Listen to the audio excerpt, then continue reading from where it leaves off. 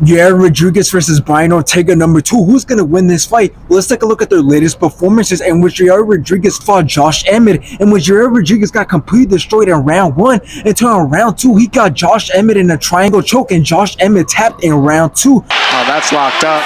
That's it. He taps! That's it! Rodriguez! After this, Yair Rodriguez went on to fight Alexander Volkanovski, in which Alexander Volkanovski had great ground control, great takedowns, and TKO'd Yair Rodriguez in round 3. It's over.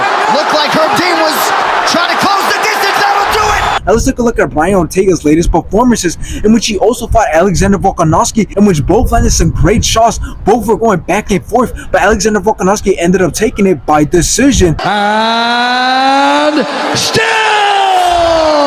After this, Brian Ortega went on to fight Yair Rodriguez, in which Yair Rodriguez was completely destroying Brian Ortega in round 1 until Brian Ortega's shoulder popped out in round 1, and Yair Rodriguez took it by TKO. Yeah, this is great for Brian. Brian wants to grab. What happened? His shoulder popped out.